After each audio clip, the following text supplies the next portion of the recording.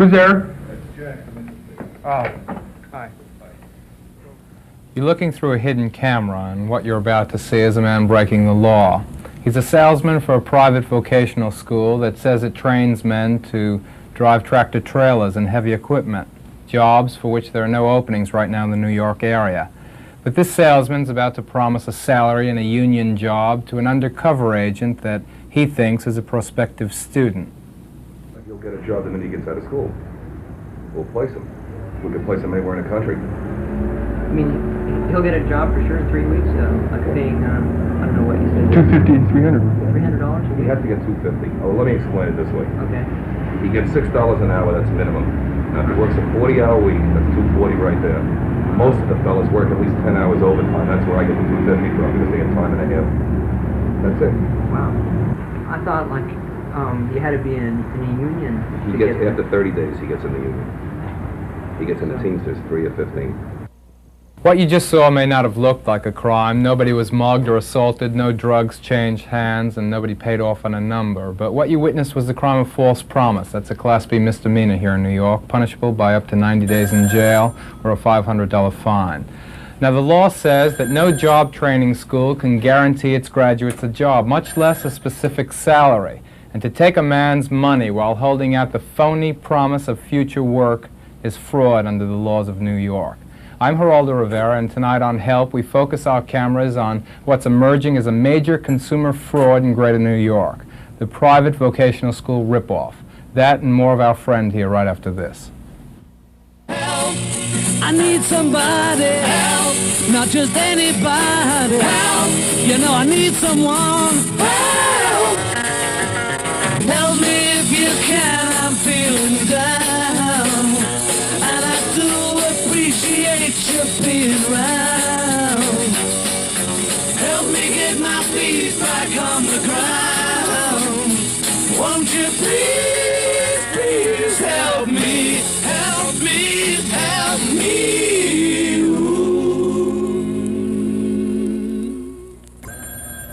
Now, in case you missed last week's show, I guess a sentence of background's in order. What you see here is Channel 13's new project to deliver help to consumers in the metropolitan areas in two ways. First, there's this help center at WNET. It's staffed by a team of NYU law students who are here every weekday from 10 in the morning till 1 in the afternoon to help you resolve your consumer hassles. Now, as you can see, they're at the phones right now. So if you have a problem, you can call them. The number is 212-262-5555.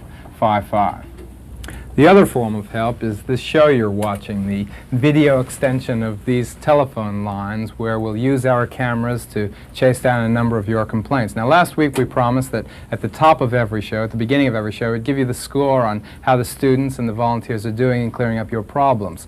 Well, just prior to last week's broadcast, we were getting about 30 cases a day, and the students were winning about 80% of them. Now our caseload has doubled. Ever since that first show, and we did the expose on pyramid sales schemes like Holiday Magic, Best Line, Dare to Be Great, you remember them. We asked people then who'd been ripped off by these chain operators to call us and blow the whistle, and our telephones almost blew right off the walls. We got such a response that we're still tabulating the results, and we'll have a full report on that impact next week. Right now, it's safe to say that the students are handling about 300 complaints every 5 days, and those very same complaints will give us the lead for upcoming shows. So when you call help, you're the producers and you're the directors. Tonight's program's really a good example. We had no idea, no real idea on the depth of the problem with private vocational schools until we got a call from this guy. His name is Don Dawson. He lives out on Coney Island. Don told one of our law students that he'd enrolled in a correspondence course that was offered by the North American School of Conservation. Now, it was a course that guaranteed him a job on completion as a wildlife management aide. Now, Don paid for this course, 100 lessons, $430 with a government student loan. He got high marks. He graduated with honors. Then he sent out job applications, more than 100 of them, to forestry and conservation agencies across the country. Now, as you'd suspect, every one of them turned him down. They told him that to get wildlife management work, you have to have a college degree or equivalency, and his mail-order diploma wasn't worth the paper it was engraved on. That's what they told him. Today, Don Dawson has a job as a trainee sheet metal worker. He's disappointed. He's angry at the broken promises, and he thinks the government should get its money back. We agree. And the law students here are trying to get North America, and that's the company that he signed up with, to respond. Now, as time went by over the next several weeks, we found out that Don Dorsey wasn't alone. He certainly wasn't alone. He wasn't the only dissatisfied consumer of private vocational training. In the next month, we got a total of 22 complaints. In the area of computer programming, there were 1, 2, 3, 4, 5, 6, 7 computer programming. Heavy equipment schools, 1, 2, 3, 4, 5, 6. Private nurses' aid studies, 2, 4, 5. And then we had individual complaints against modeling, accounting schools, secretarial work, refrigeration repair, real estate brokerage, and airline stewardess training. In 9 out of 10 cases, the gripe was exactly the same. The callers had paid good money, in most cases between $200 and $1,000, to schools that had promised them jobs on graduation, and these were promises that the school simply couldn't deliver on. What we found out was that the calls we'd received represented really only the tip of an iceberg. We checked with the regional office of the Federal Trade Commission and found out that they've received more than 500 complaints in the past year against private vocational schools. In fact, last summer in August, the FTC launched a nationwide campaign to halt what it termed deceptive advertising and other unfair practices of some of these private vocational schools. The City of New York Department of Consumer Affairs ranks the private job training fraud as the second biggest swindle, consumer swindle, after our old friend pyramid sales. And we found out that these questionable vocational schools aren't only hurting the job seeker. It turns out, for instance, that the Veterans Administration, the VA, paid $381 million of our tax money last year so that ex-GIs could enroll in these vocational schools. Yet in the 5-year period from 1966 to 1971, an incredible 75% of all the vets receiving benefits dropped out of these correspondence training courses, and it all wasn't the student's fault. You can bet your bottom dollar on that. And what's worse, 3/4 of all federally insured HEW student loan defaults have been paid for students from vocational schools. So like in the case of Don Dorsey, not only has he lost, we've all lost tax money. We've heard the alarming numbers. Now let's meet some of the victims of these statistics, flesh and blood instead of numbers. This report was produced and narrated by Richard Kotek. Joyce Cradle is a graduate of the New York Training Center, a vocational school that says it trains women to become nurses' aides and promises to get them jobs. But after 5 months and $300, Joyce Cradle is working as a maid on Manhattan's East Side. Since I was a kid, the only thing I really wanted to be was a nurse. It makes me want to cry after 3 years, you know. They promised us jobs in the various hospitals. You know, we found out that after some of the students that were in before, you know, they graduated and they got diplomas and they found they couldn't get jobs or anything. They didn't do anything that they promised. The fact is that every city-run hospital trains its own nurses' aides for free, and they hire from their own trainees. At one city hospital, Governor, on Manhattan's Lower East Side, we asked Grace Matsunaga, Director of Nurses Training, whether the kind of private schooling Joyce received was necessary to get a job. It's not at all necessary. In fact, we do not recognize anybody who receives training from a private agency. We do our own training.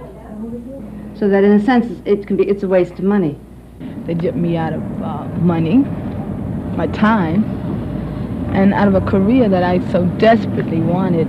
You know, it's something that I wanted more than next to life. I wanted this, and I still do, but you know, we're talking about that time in my life. They just wiped it out. It's just not there anymore, and there's nothing that can be done about it. Joyce Cradle isn't the only woman who's been taken in by NYTC.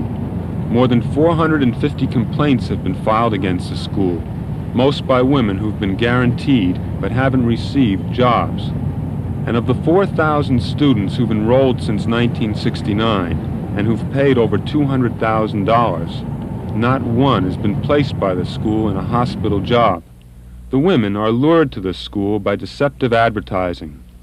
This ad, which states hospitals need help, was actually published during a citywide job freeze on nurses' aid jobs. Earned top money is equally misleading, as nurses' aides positions are the lowest paying staff jobs in a hospital. New York Training Center went as far as to provide students with what they called a complete and confidential list of all hospitals that either have called us for qualified nurses' aides or that are going to hire in the near future. The truth is, this list is a Xerox copy of the Bronx Yellow Pages listings under hospitals. In September, the State Department of Education revoked New York Training Center's license, and pending their current attempt to open the school under a new name, it will be shut down. But this is the first time the state has revoked a vocational school license, or even held a hearing in 35 years. And in New York State, where there are 327 private vocational schools with 68,000 students, many more of the same kinds of abuses are currently going on. This commercial can change your life. TV stations broadcast a steady stream of commercials like this one that promise vocational school graduates big incomes as drivers of tractor trailers. But basically, most of the jobs the schools say they train you for just don't exist. Tractor trailer drivers are in demand. They enjoy good pay and a good future. Wouldn't you like to work outdoors and be able to drive a tractor trailer? Let Interstate train you to drive a tractor trailer. One company, Interstate Tractor Trailer Training, which also trained men to operate heavy equipment, was barred by a New York County Supreme Court from promising employment and earnings from jobs. The company, which was forced to refund students more than $50,000, went out of business, but re-emerged with a new name, Interstate Transportation Trainers, and the current interstate operation doesn't seem to have changed at all. Who's there? Oh, hi. In order to try and determine whether Interstate is now breaking state education department regulations in terms of job and salary promises, Consumer Help installed a hidden camera in the apartment of an investigator for the Department of Consumer Affairs. The investigator had spoken with and made an appointment for an Interstate salesman to come to his home. The salesman expected to receive $95 down on the $445 course. The third person in the room is the investigator's brother. He'll get a job the minute he gets out of school. We'll place him. We can place him anywhere in the country. I mean, he'll get a job for sure in 3 weeks, like paying, I don't know what you said. $250 $300. $300? He has to get $250. Oh, let me explain it this way. Okay. He gets $6 an hour, that's minimum. Now, if he works a 40-hour week, that's $240 right there. Most of the fellas work at least 10 hours overtime. That's where I get the $250 from, because they get time and a half. That's it. Wow. I thought, like, you had to be in a union. He gets, after 30 days, he gets in the union. He gets in the Teamsters, 3 or 15. So you mean like in 3 weeks he could be working, and then 30 days after that? Right, and that gives him Blue Cross Blue Shield 2 weeks after a year and the whole thing. And just it's a very strong union. Yeah, I know. So and he automatically can get in. I mean, like I know. Automatically. I mean, we'll get a job. Just over the years, we'll get a job. You place everybody. Everybody. But it's not at all easy to get a job as a tractor trailer driver in New York. Out at the Maspeth Queens terminal of the St. Johnsbury Trucking Company, we asked Teamster President Louis J. Alameda about the job prospects for graduates of schools like Interstate. In the last 2 years, we've had a serious problem with unemployment. Prior to 1971, employers were looking for job applicants all over the city of New York. But since about January of 1971, we've had unemployment problems. We approximately have about 150 tractor-trailer chauffeurs out of work right now. I don't see how any of these schools could promise Teamster membership, that a man becomes a member in our union, unless he can get a job first, because we do not take a member or an applicant for membership until a man has a steady job in this industry. Alameda added that in the next few months, with the fuel shortage coming on, the tractor-trailer job market should be even tougher to crack. My advice to the average individual that wants to be a tractor-trailer chauffeur should apply for a job at the platform level, where he'd be a platform employee for a short period of time to learn how to load trucks. In our own local union, we have an upgrading program for our own members in the local union, where we upgrade a straight job driver to a tractor-trailer and a platform employee to a straight job. I think these schools are a complete waste of time. Everybody starts together, out, in, ready, and go. Out, in, kick, point. This is Glamour Manor, the Grace Downs Air Career School at Glen Cove on Long Island's North Shore. It's where 115 young women are enrolled in a course of study that promises to train them for jobs with the airlines. Each of them pays over $2,000 for a program that, in terms of getting them an airline job, will probably prove worthless. Without exception, the airlines insist on training their own personnel and then hiring from the people they train. And don't kick from the back. I want to be a stewardess, and I feel that I can be a good stewardess because it's something that I really want, you know, from inside. It's not really the job or the money or anything, but it's just something I feel I want to do. You know, it'll help me a lot, and I feel I can help others. There's room for advancement in the airlines and a chance to travel, and that's mostly what I want from this school. Well, I hope I get a job out of here. And I'm not sure if I want to be a reservationist or a stewardess, but I think I'd rather be the stewardess right now because it's an exciting life. You don't have to sit around just behind a counter all day. I'm going to work hard to be the best that I can. So it's a goal, and I know the school will help me, you know, every way they can. Will the school help you get a job? I hope so. I hope so. That's what I was told. That's what Renee Fisher, a 21-year-old graduate of Grace Downs, was also told. But after applying without success at United, TWA, Allegheny, Delta, and Alitalia, Renee is working in a shoe store in Yonkers. When I went for the interview to Grace Downs, I was 17. I was in my senior year of high school. They told me that I was too young to take their 8-week course, which was only $800. And instead I had to pay $2,000, which included secretarial modeling. And I just wanted to learn about the airlines, not secretarial, and I told them that. And they said to me, no, it's better for you to take the 1-year course, which consists of 3-in-1 courses, which they called it. So I took that, and I wound up being a receptionist. Under the coat, we have a very chic Empire-style gown.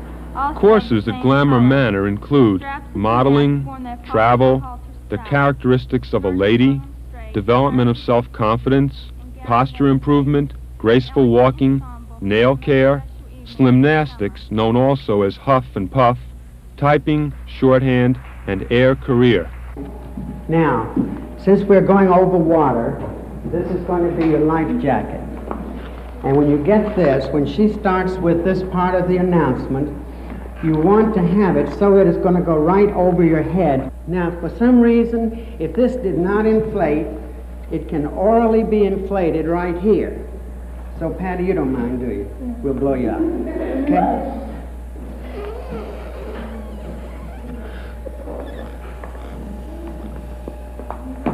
How's that? Comfortable?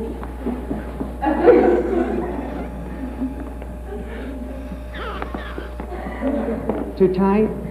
Consumer Help contacted 6 of the leading airlines and found that none of them had hired any Grace Downs graduates to work as stewardesses last year.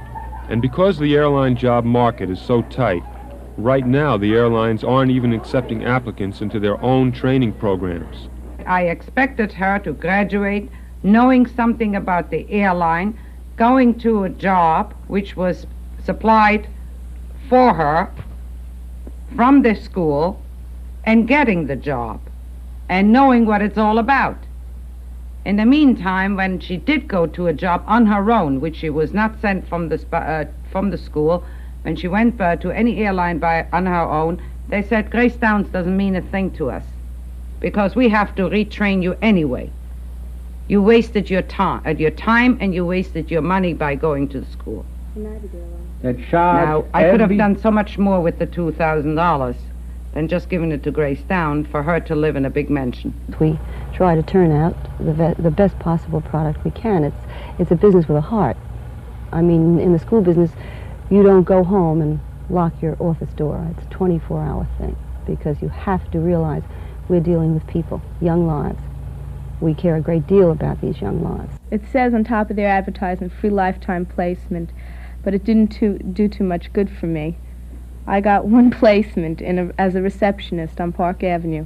That's all. When I went back to them, they told me they didn't have any jobs open, or they'll try for me. But they didn't try very hard. Because of this kind of advertising, Grace Downs has begun to have its problems with the New York City Department of Consumer Affairs. In fact, the school recently signed an agreement to stop what the department calls false and deceptive advertising. And Grace Downs has agreed to tell recent graduates they can have at least some of their money back if they've been misled by the school. Letters are being sent to many students which in part read, "Some of our students may have been misled by statements in our advertising and brochures which may have implied that Grace Downs graduates were assured of obtaining jobs. Grace Downs in no way promises or guarantees to find you an airline's job when you graduate. One of our brochures stated that we placed 97% of our girls in airline jobs over the past 10 years. In reality, we have placed approximately 20% in the past 2 years."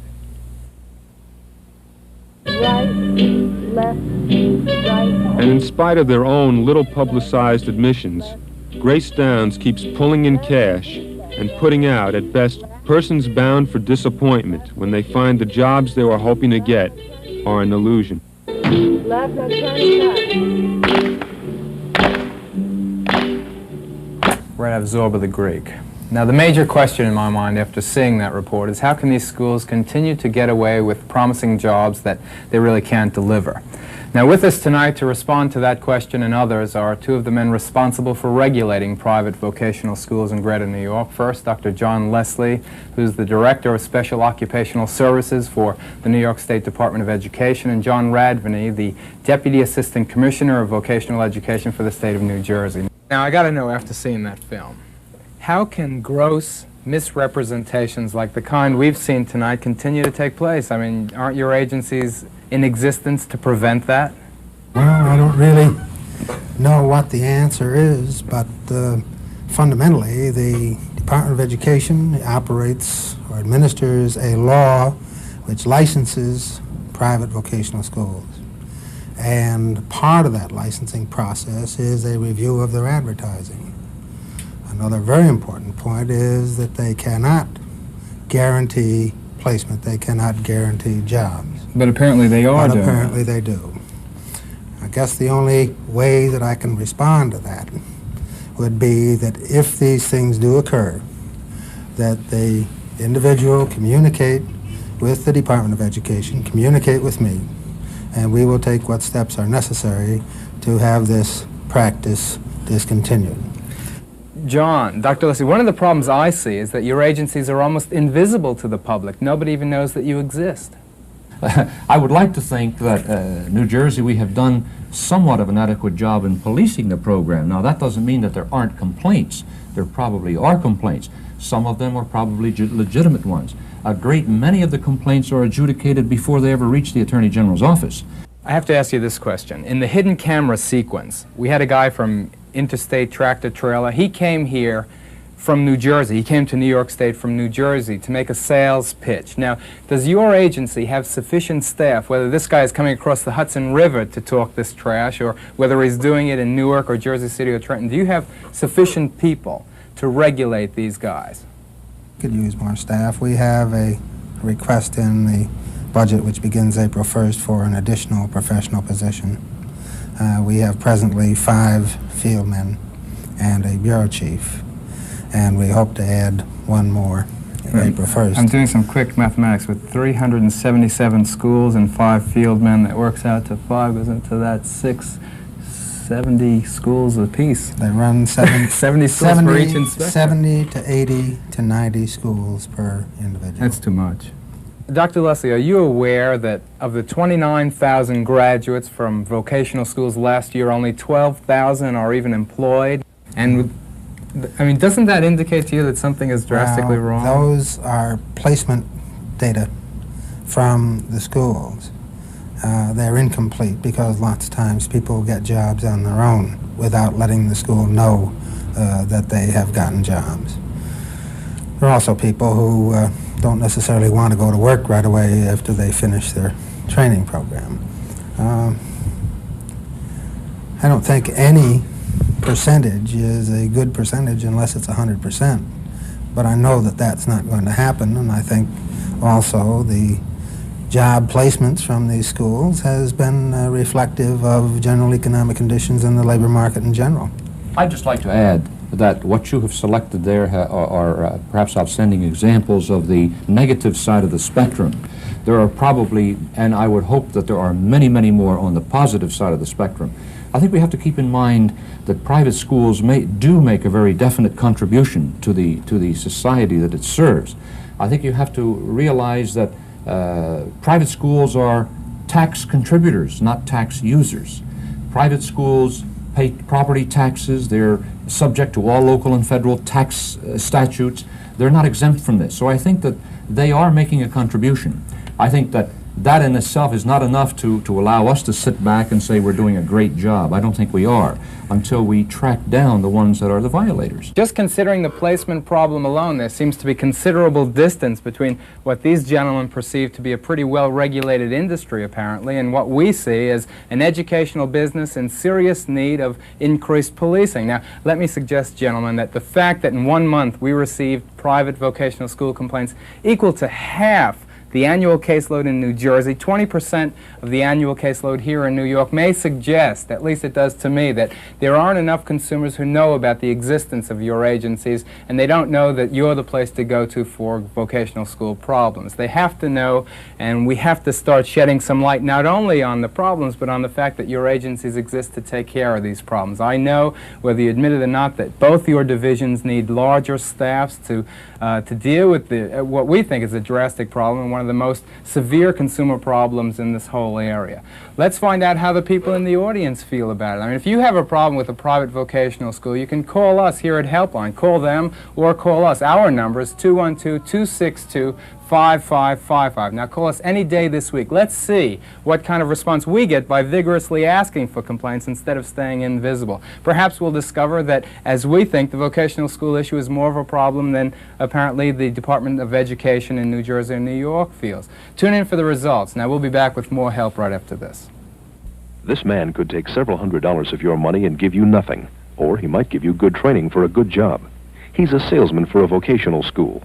Before you sign any contract, find out if the school's training will help you get a job.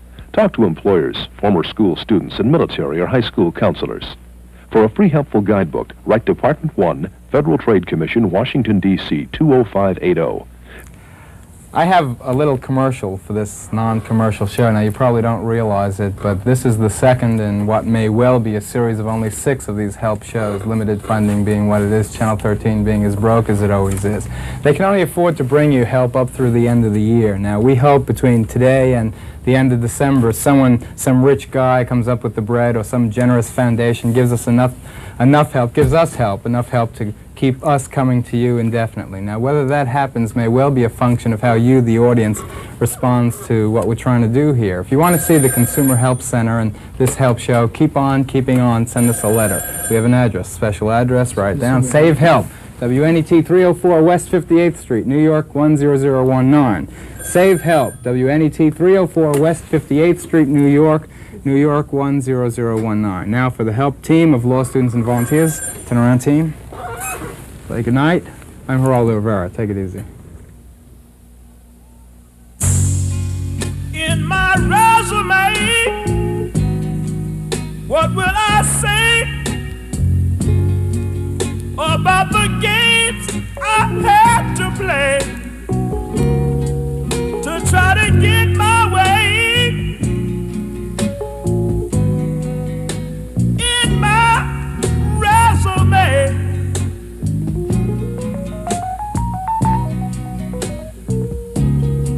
shall I write about how long my existence was in doubt? Do the things I was ashamed to shout about in my resume?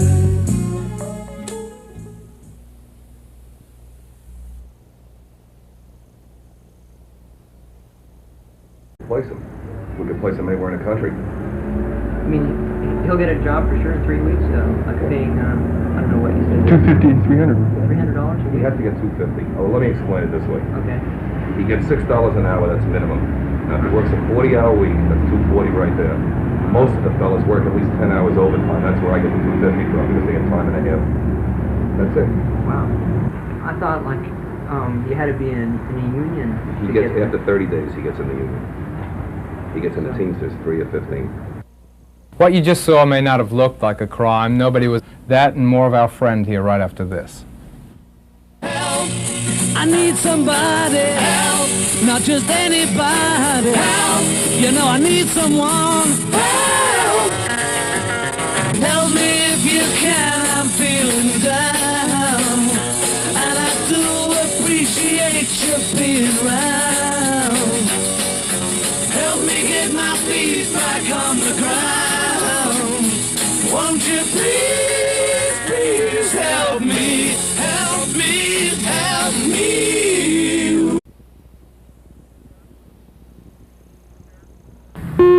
Who's there? Oh, hi. You're looking through a hidden camera, and what you're about to see is a man breaking the law. He's a salesman for a private vocational school that says it trains men to drive tractor trailers and heavy equipment, jobs for which there are no openings right now in the New York area. But this salesman's about to promise a salary and a union job to an undercover agent that he thinks is a prospective student. He'll get a job the minute he gets out of school.